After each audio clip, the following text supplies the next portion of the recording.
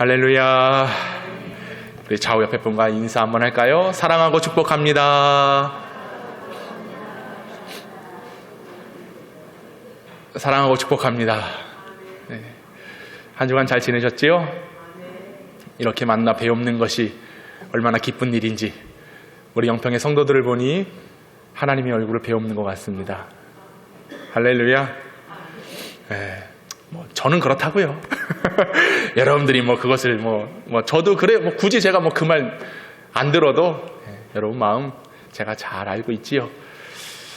오늘 예배하면서 사실 하나님께 모든 영광 올려드리는 것이 마땅한데 하나님은 이 부족한 종에게 또 다시 한번 은혜를 주십니다. 박 목사야, 너는 참 행복한 자로다. 이 말씀이 들려서 감사했어요. 어떤 교회 장로가 목사 위에 눈물을 흘려 기도하겠습니까? 우리 영평교회만 그래요. 할렐루야. 어떤 교회가 찬송할 때 눈물을 흘리며 찬송하겠습니까? 우리 영평교회가 그래요. 말씀이 희귀한 시대라고 했습니다. 그러나 살아계신 하나님은 오늘 우리 영평교회와 그리고 저와 여러분들에게 살아있는 말씀을 주십니다.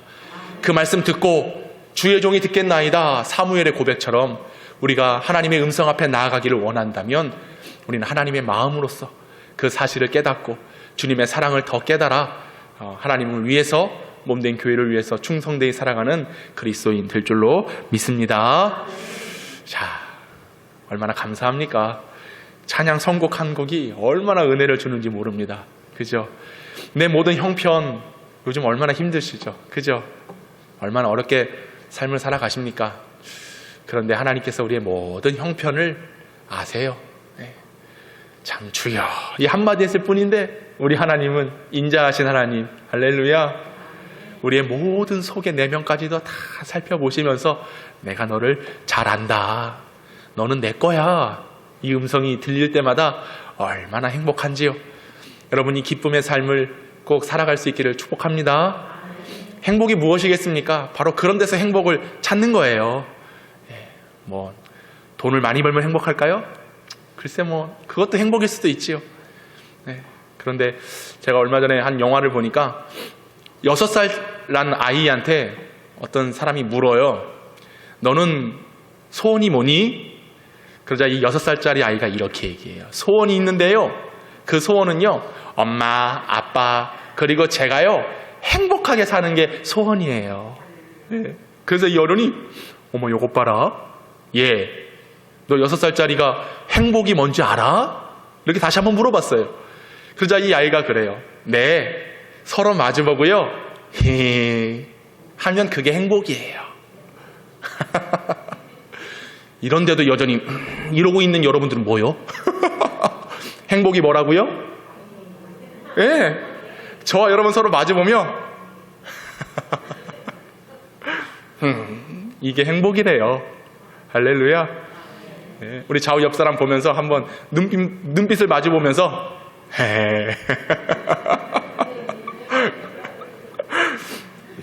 6살 난 아이도 행복이 뭔 줄 아는데 우리는 70, 80을 먹고 살아도 여전히 행복이 뭔지를 모른다면 얼마나 불행하겠습니까? 근데 보세요, 오늘 예배하면서 하나님의 말씀을 들을 때에 마음의 기쁨이 넘치는 겁니다.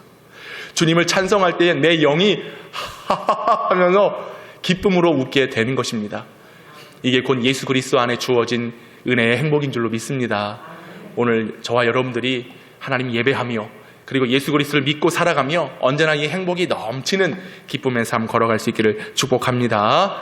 자, 그러기 위해선 정말로 행복의 원인, 행복이 어디로부터 오는가를 알아야 되잖아요. 예수님께로부터 오는 줄로 믿습니다. 예수님의 말씀 속에, 예수 그리스도의 진리 속에, 예수님의 사랑 속에 그 복음 안에 담겨진 진리를 깨달을 때에 정말 행복할 수 있습니다. 저와 여러분이 오늘 말씀을 통해서 그 예수 그리스도를 통하여 주어지는 행복을 가지고 믿음의 삶 살아갈 수 있기를 주님의 이름으로 축복합니다. 할렐루야. 여러분, 저와 여러분에게 사명이 있어요.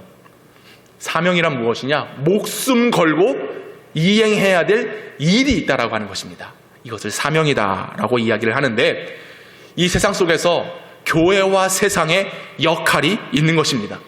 특별히 우리가 세상 사람들에게 어떻게 보여야 하는가, 이게 매우 중요해요. 교회도 그렇습니다. 우리가 아름답게 이 지역에 높이 교회 건물이 세워져 있지만 사람들에게 어떻게 보이는가, 이게 정말 중요한 대목입니다. 예수님께서 뭐라고 말씀하시느냐? 너희는 세상의 소금이라 말씀하셨어요. 소금이 그 맛을 지켜야 돼요. 맛이 있어야 됩니다. 근데 맛을 잃어버리면 어떻게 됩니까? 밖에 버려져 사람들에게 밟힐 뿐이니라.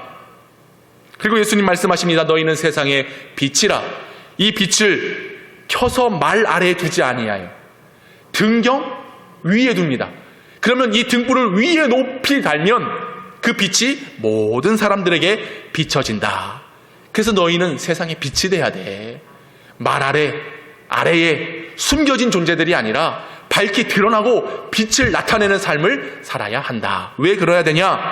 바로 그런 소금의 모습, 빛의 모습으로 살아갈 때에 하나님 아버지께서 영광을 받으셔. 그래서 너희는 소금과 빛으로 세상과 사람들에게 좋은 이로움의 모습을 나타내는 삶을 살아가야 될 것을 예수님께서 사명으로 말씀해 주신 것이죠. 그런데요, 이 세상이 발전하고요, 그에 따라서 교회도 더불어 성장하고 발전을 했습니다. 근데 안타깝게도 교회의 성장의 개념은 무엇이 되어버렸느냐? 인적 성장. 그래서 교회를 이야기할 때요, 참 목사들도 그래요. 우리 동기들끼리 만나서 이제 연말 연초가 돼서 이제 교회를 이제 옮겼을 때에, 이번에 어디 교회 갔습니다. 그러면 가장 먼저 물어보는 게 뭐냐? A란 교회를 갔어. 그래? 그럼 그 교회 몇 명 모여? 요걸 가장 먼저 물어봅니다. 왜요? 성장의 기준을 뭘로 보냐? 얼마만큼 모이느냐로 기준을 삼기 때문에 그렇습니다. 그리고 이 성장에 따라서 인적 성장, 그리고 경제적인 성장, 물질적인 성장도 같이 이야기를 하는 거예요. 사람들이 많이 모이면 교회가 크고 그 큰 교회는 풍성한 재정이 있는 교회라고 사람들이 생각을 하는 것입니다. 그리고 건물이 세워지는 주변 환경, 주차장이 얼마나 넓은지, 땅이 얼마나 되는지, 토지는 얼마나 소유했는지, 이것을 성장과 발전의 기준으로 삼는 것이죠. 그러다 보니 어찌 보면 여태까지 세워진 한국교회의 모습은 겉으로는 화려해요. 빛이 나요. 아름답게 건물도 세워지고 또 교회의 시설과 제반들이 갖추어져 있고, 차를 아무리 수십 대를 가져가도 우리 교회는 주차할 수 있는 공간이 있고, 그런데 이런 것들이 세상 사람들에게 보여지는 전부라고 한다면 이것은 결국 복음과는 동떨어진 모습이다라고 할 수 있는 것입니다. 교회의 사명, 우리의 사명은 무엇이냐? 외적으로 보여지는 인적 자원, 경제적인 자원, 그리고 소유하고 있는 것의 자원을 보여주는 것이 빛과 소금의 역할이 아니라 예수 그리스도가 우리를 통해서 나타나는 삶, 예수 그리스도의 생명이 증거되는 삶, 하나님을 예배하며 그 예배의 기쁨의 소리를 세상에 발하여지는 모습이 오늘 저와 여러분들에게 드러나야 된다라고 하는 사실입니다. 이게 사명이에요. 우리가 목숨 걸고 지켜야 될 모습이 바로 내가 하나님 믿으면서 어떠한 믿음으로 세상 속에서 살아가고 있는가를 보여야 한다라고 하는 것입니다. 여러분, 그래서 그런 대안을 가지고 그동안에는 우리가 보이는 데 집착을 했어요. 어떻게 건물을 짓고 어떤 사람들이 모이고 또 얼마만큼의 자원을 가지고 있느냐. 근데 이제는 시대가 바뀌었습니다. 그것이 교회가 세워진 목적이 아니에요. 교회와 저와 여러분들의 살아가는 이유는 무엇이냐? 내가 믿고 있는 예수 그리스도를 나타내는 것입니다. 내가 예수 그리스도를 믿고 참된 행복, 그저 예수만 이야기하면 나도 모르게 미소가 띄어지는, 내 영혼이 밝게 웃을 수밖에 없는, 비록 세상의 삶은 처절하게 어렵고 힘들고 경제적인 압박이 있을지라도 그럼에도 행복을 잃지 않고 미소를 잃지 않고 소망을 잃지 않고 하나님께 소망을 향하여 꿈을 꾸고 나아가는 믿음의 성도들의 모습이 곧 세상 안에서도 보여져야 한다라고 하는 것입니다. 이게 우리의 사명이에요. 이것을 어떻게 말할 수 있느냐? 교회의 거룩한 공적 행위가 드러나야 된다. 근데 여기서 말하고 있는 공적 행위란 무엇이냐? 오늘 주보의 제목으로도 말씀을 드렸는데요. 이 공적은 다른 데 있지 않습니다. 공평할 관역적이에요. 그러니까 우리가 살아가고 있는 이 삶의 방식이 우리만 행하는 모습이 되어서는 안 되는 겁니다. 예수를 믿고 살아가는 그 삶의 방식이 우리들끼리의 모습이 아니라 모든 사람들이 공평하게 같은 목적을 향하여 추구하여 살아가야 될 모습, 이것이 바로 거룩한 교회의 공적 생활인 것이고요. 곧 이것을 오늘 본문의 제목으로 말씀드리면 복음의 공적 능력으로 나타나야 되는 것입니다.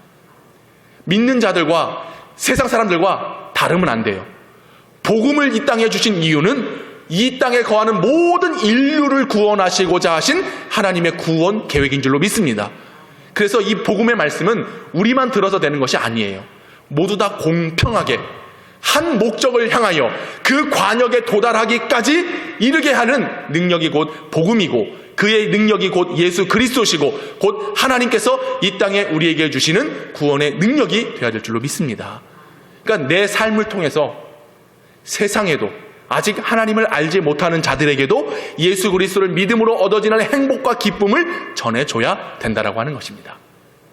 우리가 흔히들 공적을 얘기했을 때에 사람들이 와보라, 우리가 이렇게 아름다운 건물을 지었어, 우리 교회 사람들이 이렇게 모여, 우리가 어떤 가지고 있는 공로, 그동안 수고하고 노력한 그 공로의 공적을 이야기하는 것이 아니라 오늘 우리는 이 땅을 살아가면서 그리스도인들의 공적, 복음을 가지고 구원받은 사람들의 공적인 능력을 세상 안에 보여야 된다고 하는 것이죠.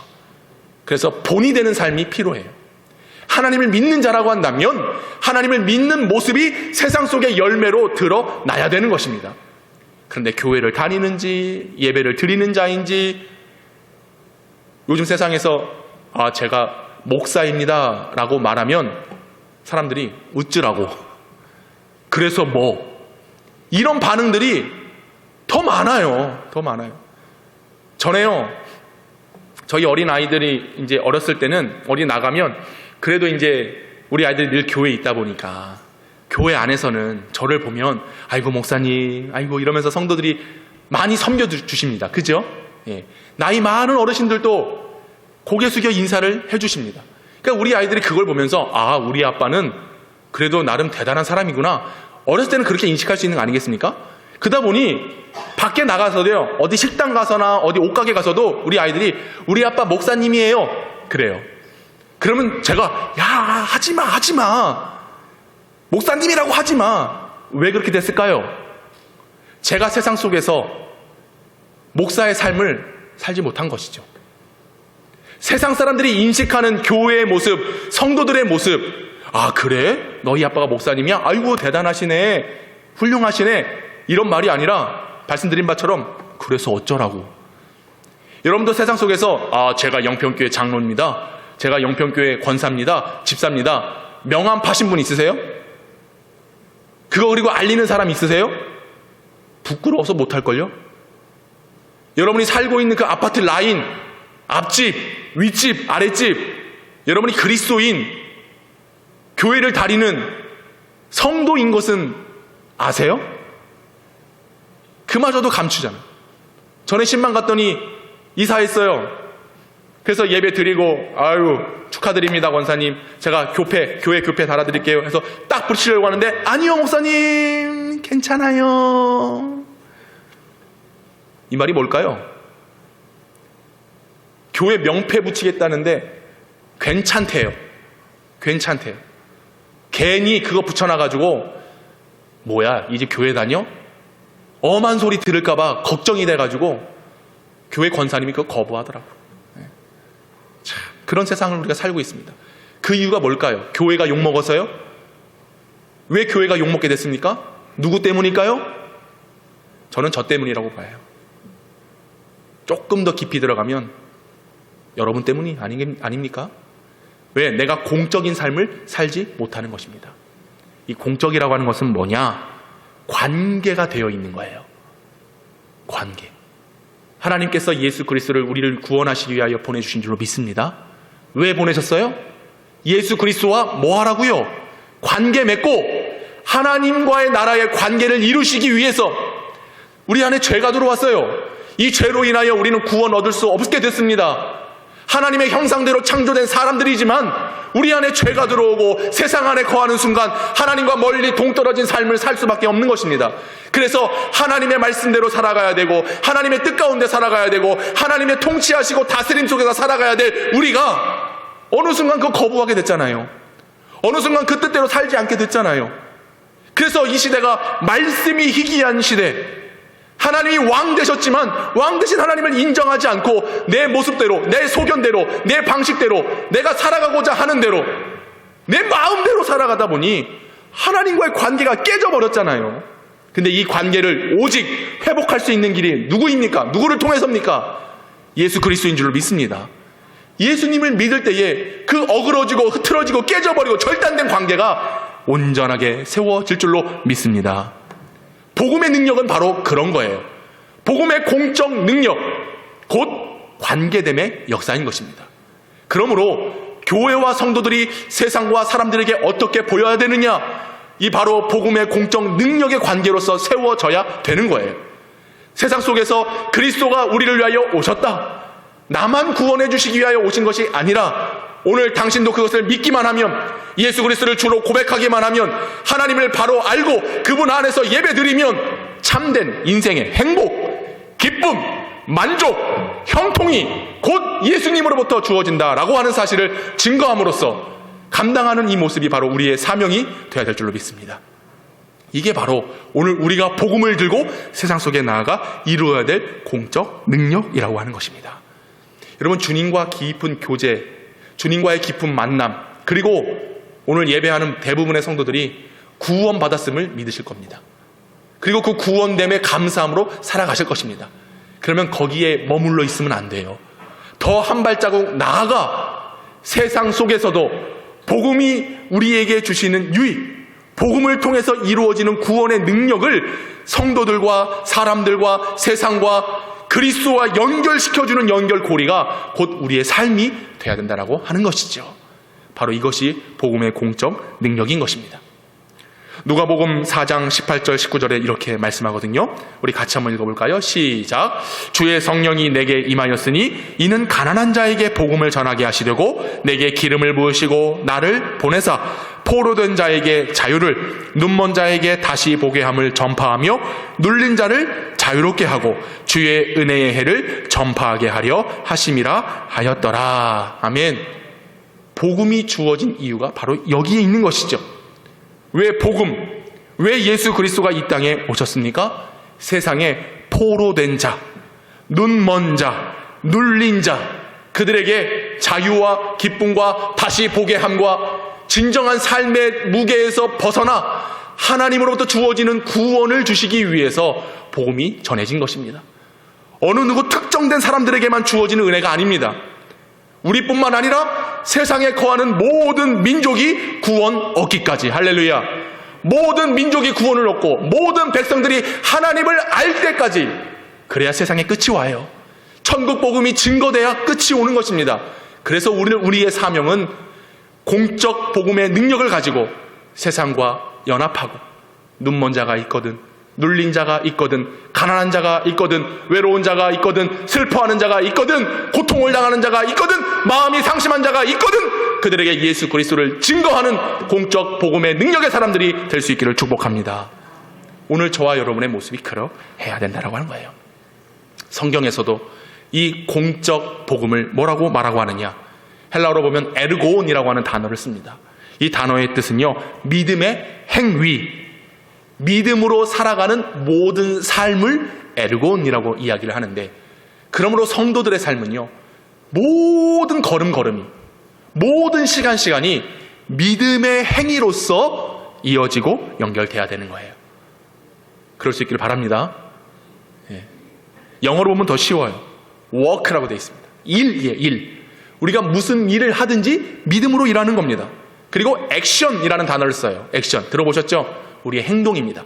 어떻게 액션을 취하고 어떻게 행동을 하든지 뭐가 드러나야 돼요? 믿음이 드러나야 돼요.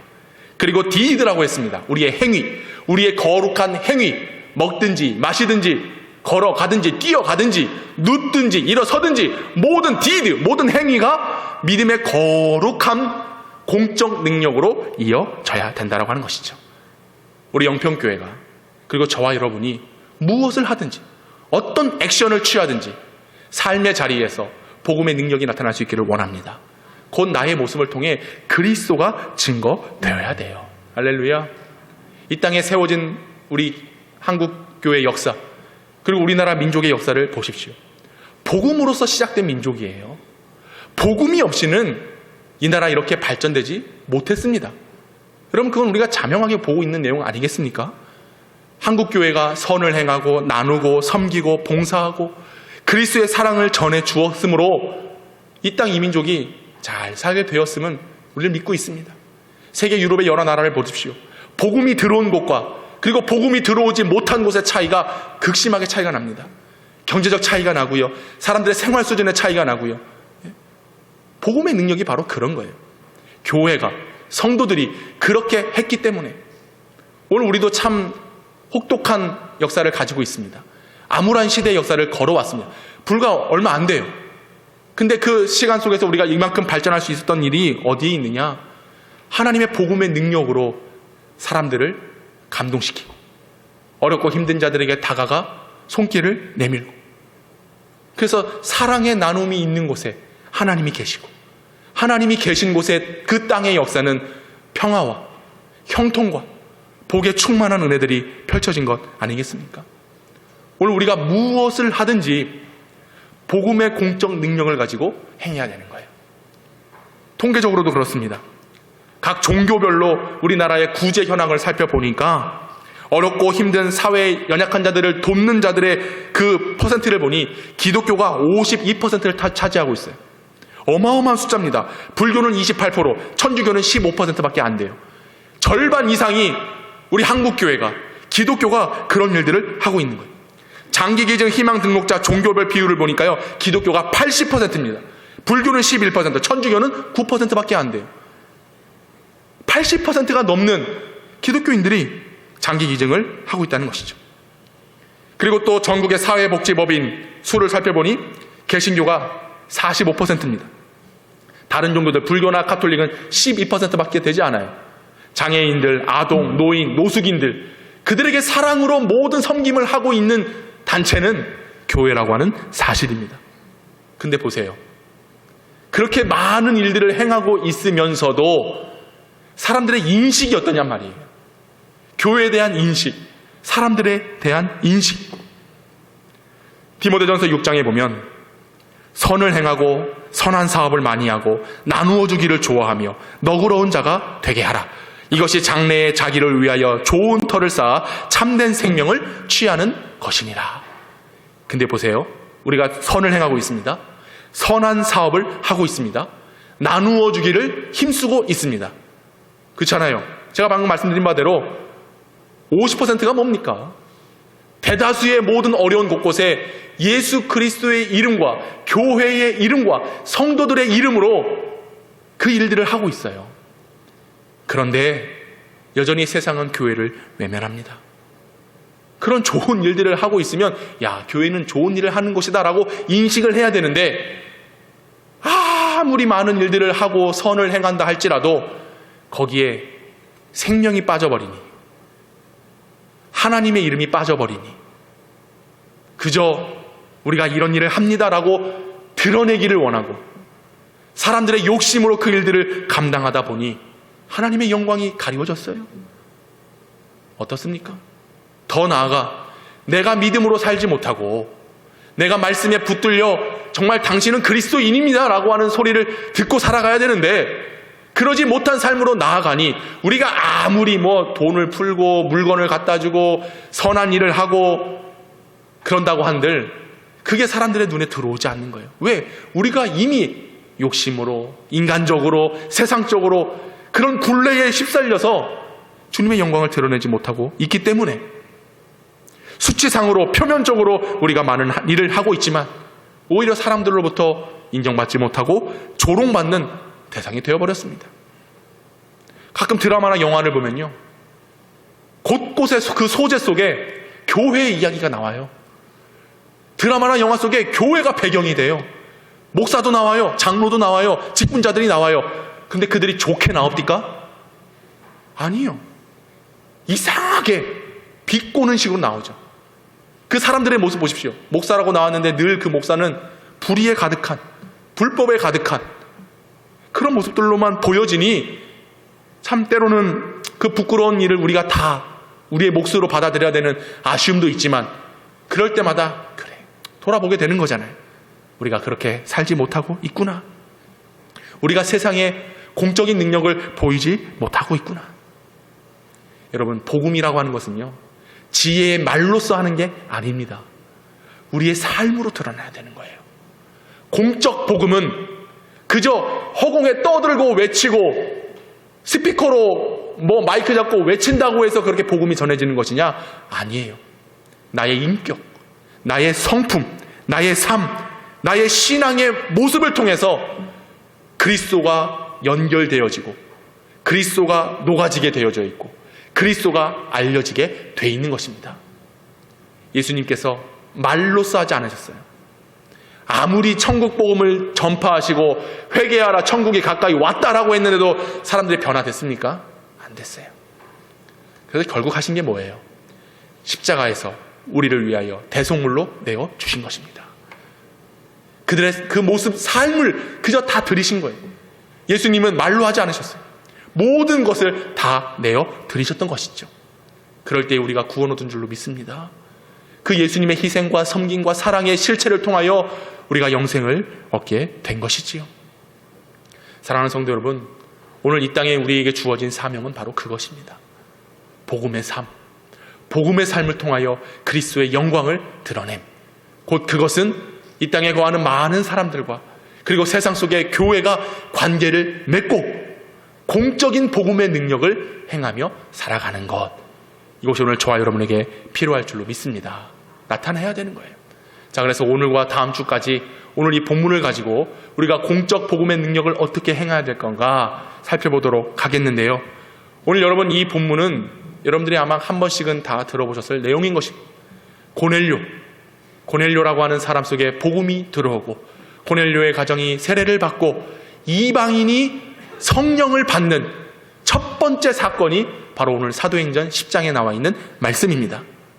여러분, 사도행전은요 3대 사건이 있어요. 첫 번째 사건은 오순절 뭐가 임합니까? 성령이 임하시죠. 성령의 강림을 통해서 교회가 세워집니다. 그리고 사도행전 9장에 보면 그렇게 교회를 핍박하던 사울이 부활하신 예수님을 만나고 바울이 되는 사건. 그래서 그 바울을 통하여 이방인들에게 복음이 전해지는 하나님의 구원의 역사가 펼쳐지는 것이죠.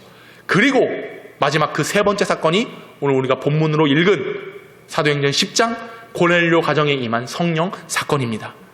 여러분 보십시오. 성령이 임하고 예수 그리스도를 따르던 교회의 성도들이 구원을 받고 교회를 이루었습니다. 그리고 그 교회의 역사가 유대인들, 사울을 개종하고 변화시켜서 유대인들에게까지 복음이 전해지는 역사가 펼쳐졌어요. 그리고 무엇입니까? 이방인. 사실 이방인들은 상종도 하지 않아요. 그들과 함께 하지 않습니다. 이방인들은 그저 심판받아야 되는 사람들이라 사람들이 인식을 했어요. 그런데 보세요. 이방인 고넬료에게까지 뭐가 전해진 겁니까? 복음이 전해진 겁니다. 구원이 선포된 것입니다. 그러므로 무엇을 알 수 있어요? 복음이라고 하는 것은 어느 한 곳에 매여 있지 않는 것입니다. 점점 복음의 확장성을 가지고 바로 이것이 복음의 공적 능력이 되어 예수 그리스도의 복음을 듣는 모든 이들은 구원 얻도록 연결되어 있음을 볼 수가 있는 것이죠. 더 나아가 유대인과 이방인과 더 나아가 오늘 저와 여러분에게까지도 이 복음의 말씀이 들려져서 주어져서 구원 얻은 줄로 믿습니다. 믿으십니까? 여기 한 가지 더, 교회가 세워지고 유대인들, 이방인들, 그리고 오늘 나에게까지 복음이 전해져 왔다면 이제 남아있는 일은 뭡니까? 나를 통해서, 할렐루야, 우리 교회를 통해서, 할렐루야, 계속해서 이 복음의 확장성이 멈추지 않고 이어져야 된다는 것을 말씀해주고 있는 거예요. 사랑하는 성도 여러분, 이것을 믿으시기 바랍니다. 이제 나를 통하여, 우리 교회를 통하여 이 공적 복음의 연결성, 복음의 공적의 관계가 이루어져야 되는 것을 우리가 봐야 되는 것입니다. 이게 바로 성령을 주신 이유예요. 말씀을 주신 이유입니다. 오늘 우리가 하나님의 말씀을 듣는 이유가 바로 거기에 있다라고 하는 것이죠. 자, 오늘 말씀 속에 나와 있는 고넬료, 그가 어떤 사람인가 여러분 잘 아실 거예요. 제가 오늘 본문 2절 말씀 스크린 한번 띄워주시고요. 제가 한번 읽어드리도록 하겠습니다. 2절인데요. 그가 경건하여 온 집안과 더불어 하나님을 경외하며 백성을 많이 구제하고 하나님께 항상 기도하더니. 여러분 보세요. 고넬료라고 하는 사람, 그는 어떤 사람이었어요? 경건한 사람이었대요. 그리고 온 집안이 누구를 섬겨요? 하나님을 섬기며 하나님을 경외해요. 그리고 많은 사람들에게 뭐도 했어요? 구제도 했어요. 이건 뭐냐? 사회성 공적인 삶을 고넬료가 살았다는 거예요. 어렵고 힘든 자들에게 자신의 물질을 주면서 또 물건도 나눠주면서 그렇게 구제하기를, 공적인 삶을 살았던 사람이었습니다. 근데 왜 이 사람을 오늘 소개했을까? 오늘 이 고넬료라고 하는 사람을 말하고자 성경은 의도하지 않습니다. 누구를 나타내고자 하느냐? 누구를 주인공으로 삼느냐? 오늘 5절 말씀인데요. 제가 읽어드리겠습니다. 5절에 이렇게 되어 있습니다. 내가 지금 사람들을 요빠에 보내어 베드로라 하는 시몬을 청하라 라고 되어 있습니다. 고넬료라고 하는 사람 믿음이 있었어요. 열심히 살았어요. 많은 사람들, 어려운 사람들에게 구제하는 일에 힘쓰는 사람이었습니다. 그런데 그에게 부족한 점이 한 가지가 있었던 거예요. 뭐냐? 그것은 개인적인 일이에요. 개인적인 삶이에요. 정말 중요한 건 뭐냐? 너의 그 개인적인 삶에 복음이 들어와야 돼. 너의 그 개인적으로 행하는 모든 손길에 예수 그리스도의 복음이 입혀지고 덮어져서 그 일들을 행할 때에 모든 이들에게 유익을 줄 수 있다라고 하는 겁니다. 고넬료가 경건했어요. 이 경건은 자신을 위한 일입니다. 고넬료가 구제했어요. 이 구제함으로써 누구에게 칭찬을 받습니까? 사람들에게 칭찬을 받는 거예요. 그건 개인의 영광이에요. 개인의 목적이지요. 근데 그것으로는 부족하다는 겁니다. 그래서 천사가 환상 중에 고넬료에게 뭘 말하고 있는 거예요? 너는 요빠로 사람들을 보내어 누구를 청하라고요? 베드로를 청하라. 이 청하라라고 하는 말은요, 단순히 집에 모셔라 이 말이 아니에요. 모셔다가 복음을 들어라. 말씀을 들어라. 진리를 들어라. 이게 주님의 말씀입니다. 베드로라 하는 사람을 청하라. 이 말을 다시 한번 말씀드리면, 베드로라고 하는 사람을 불러다가 너는 말씀을 들어야 돼. 너는 복음을 깨달아야 돼. 네가 아무리 사회에서 생활 속에서 구제도 하고 뭐 열심히 살아가고 기도도 하고 한다고 하지만 그게 중요한 게 아니라 오늘 너는 복음을 들어야 돼. 말씀을 들어야 돼. 오늘 저와 여러분들이 이 세상에 공적인 복음을 가지고 살아가기를 원한다면, 공적 복음의 능력으로 예수 그리스도를 증거하기를 원한다면 우리 마음속에 복음의 생명의 말씀이 담겨져야 될 줄로 믿습니다. 이 말씀이 있어야 우리가 공적 능력을 행하며 살아갈 수 있는 것이죠. 사랑하는 성도 여러분, 주님의 복음의 능력은 어디에 있는가? 우리가 마음을 닫고 눈을 감고 귀를 닫아버리면 결코 우리는 하나님과의 공적 관계를 이룰 수가 없어요. 근데 우리가 마음의 문을 열고 청하여 주의 말씀을 들을 때에 그 말씀이 내 안에 심겨지고 그 말씀이 사실로 확인되어 눈으로 바라보고 내 닫혀진 귀가 열려서 주님의 생명의 말씀이 내게 들려질 때에 정말로 진정한 행복의 가치를 깨닫고 내가 어떻게 살아가야 되는지, 우리 교회와 성도들이 어떤 목적을 꿈꾸며 그 관역을 향하여 나아갈 것인지를 깨닫게 되는 것입니다. 이게 복음의 능력이거든요. 그래서 성령은 고넬료에게 베드로를 청하여 말씀을 들으라 환상을 보여주신 거예요. 사랑하는 성도 여러분, 오늘 우리는 이제 내일부터 새해 사모함으로 주님의 말씀으로 가정을 세우기를 원합니다. 각 가정마다 신방해서 주님의 말씀으로 거룩하게 세움을 받아야 됩니다. 보세요. 이방인들도 사도 베드로를 청하여다가 말씀을 듣는 거예요. 왜요? 진정한 섬김은, 진정한 헌신은, 진정으로 하나님을 경외하는 것은 말씀으로부터 시작되기 때문에, 저는 그래서 우리 영평교회가 이번 대신방을 시작하면서 사실은 여러분들이 먼저 저를 청해야 되는 거예요. 근데 반대로 목사가 가겠다고 하는데도 오지 마시오. 이게 뭐냐? 하나님 제대로 섬기고 있지 않는 거예요. 이게 뭐냐? 나는 말씀 없어도 내가 지금 살아가는데 전혀 부족함이 없다라고 하는 교만함이 있는 거예요. 청하여다가 말씀을 들어야 내가 하나님과의 공적인 관계를 이룰 수가 있는 겁니다. 청하여 하나님의 말씀을 들어야 내가 세상 속에서 공적인 그리스도인으로 살아갈 수 있는 거예요. 그런데 그게 없으니까 마음을 닫아버리고 진문을 닫아버리고 말씀 듣기를 거부하니 말씀이 희귀한 세상이 돼버려서 주님과의 관계를 맺지 못하고 있는 거 아니겠습니까? 이만하면 됐다라고요? 예배 안 들어도 잘 살고 있다라고요? 말씀이 없어도 살아가고 있다라고요? 그런 교만함이 어디 있습니까? 그런 모습이 있다면 내가 예수의 이름을 명하노니 사단은 떠나갈지어다. 다시 한번 우리가 하나님 앞에 회개하며 주님의 말씀 앞에 거룩게 서 있기를 원하는 교회가 되기를 원한다면, 그런 성도가 되기를 원한다면 주님과의 관계가 필요하잖아요. 그거 없이 우리가 어떻게 살아가요? 주의 성령을 청하며 주의 말씀을 청하며 주의 종을 청하며 하나님의 능력 안에 머물기를 원하는 그런 공적인 회복의 역사가 우리 교회에 나타나야 될 줄로 믿습니다. 그래야 세상을 이롭게 하죠. 그래야 한 영혼이라도 구원하죠. 내가 말씀 듣지 못하고 여전히 교만한 마음으로 살아있으면서 무슨 하나님을 믿는다 얘기합니까? 나중에 그 하나님이 부러워서 사라지게 하시면 어쩌실 거예요? 시간이 많지 않아요. 곧 그날이 임하게 되는 것입니다. 사랑하는 성도 여러분, 예수 그리스도의 생명의 복음을 받아들일 수 있기를 바랍니다. 요즘 우리가 계속 사무엘을 묵상하면서 느끼는 게 뭡니까? 말씀이 희귀한 시대예요. 말씀이 없어요. 자기 스스로 살아가는 세상이 돼버렸습니다. 그게 오늘날 모습과 똑같은 거 아니겠습니까? 왕 되신 하나님이 계심에도 불구하고 우리에게 왕 달라, 왕 달라. 오늘 구역들이 모여서 그거 말씀 볼 거잖아요. 왕이 있는데 왕을 달래요. 이게 우리의 현 주소입니다. 왜? 주님과의 관계가 엉망이 돼버렸어. 엉망이 돼버렸으니 일주일에 한 번 나오는 것도 힘들지. 뭐 시간 나와서 예배드려라, 그건 남의 일이야. 당신이나 그렇게 하소. 나는 살아가는데 전혀 그게 문제가 되지 않아. 왜? 먹고 살만하고 편안한 집이 있고 자녀들 잘 되고 있고 건강하고 이만하면 됐으니, 그러니 그것은 점점점 주님과의 관계를 깨트리는 모습이 되는 겁니다. 그렇게 살아가니 사람들이 우리를 보면서 과연 그 신앙의 길을 본받기를 원하겠습니까? 오히려 거부하는 거죠. 못마땅하게 여기는 거죠. 너도 그렇게 살면서 누구한테 잘하라고 하느냐. 마찬가지예요. 우리 자녀들에게도 정말로 내가 어떻게 살아가는 모습을 보여야 오는 거예요. 말로서 되는 게 아닙니다.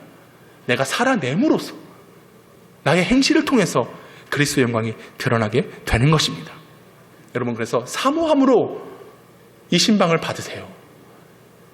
베드로를 청하다가 말씀이 들려야 고넬료의 구제가 진짜 공적인 구제가 되는 것이고요. 청하여 말씀으로 세워져야 그 하나님을 경외하는 믿음이 온전한 믿음이다라는 것을 여러분 깨달을 수 있기를 바랍니다. 제가 여러분들이 청하지 않아도 제가 악착같이 가려고 그래요. 이제 악착같이. 안 되면 문 안 열어주면 내가 그 집 문 앞에 서서 그냥 기도하고 올 거예요. 왜? 그게 여러분들을 살리는 길이니까. 교만한 여러분들 깨트리는 일이니까. 기도하지 않고 어떻게 하루를 살아갑니까? 하나님 바라보지 않고 어떻게 인생을 행복하다라고 말할 수 있겠습니까? 불가능한 거예요. 오늘 주시는 말씀은 하나님이 여러분과 관계 맺기를 원하시는 말씀입니다. 여러분의 외모를 통해서, 삶을 통해서, 여러분이 가지고 있는 재능과 자랑을 통해서 구원 얻는 게 아니에요. 기억하십시오. 주의 말씀을 내 안에 받아들이고 주님과 공적인 관계를 맺을 때에 우리는 구원 얻게 되는 것입니다. 그리고 이 공적인 복음의 관계를 가지고 세상에 나아가 살아갈 때에 하나님 아버지께 영광을 올려드리는 빛과 소금의 역할들을 감당하게 되어서 맛을 내는 소금이요, 등경 위에 높이 들려서 어두운 이 땅에 밝은 빛을 비추는 참된 그리스도의 생명의 사람들로 살게 될 줄로 믿습니다. 그런 결단함이 있으셔야 돼요. 자, 그래서 오늘 이번 한 주간은 말씀을 사모함으로 큐티도 하시고 기도도 하시고 하나님과의 그 관계가 잘 되어 있는지 살펴보신 이후에 이제 오늘 이 사도행전 10장을 통해서 주시는 말씀 다음 주에 여러분의 심령 안에 하나하나 새겨 드리도록 하겠습니다. 그 진리로 여러분들을 하나하나 깨트리고 그 진리로 여러분들을 새롭게 완전하게 깨끗하게 회복되게 하나님의 말씀으로 준비하여 여러분들에게 먹이겠습니다. 그래서 이번 한 주간도 주님과의 관계를 잘 살펴보시고 사모함으로 주의 말씀을 청하여 들음으로 주님과의 공적 관계가 세워져 복음을 통하여 구원 얻는 영평의 성도들이요 우리 모두가 될 수 있기를 주님의 이름으로 간절히 부탁을 드립니다. 기도하겠습니다. 사랑해 주님.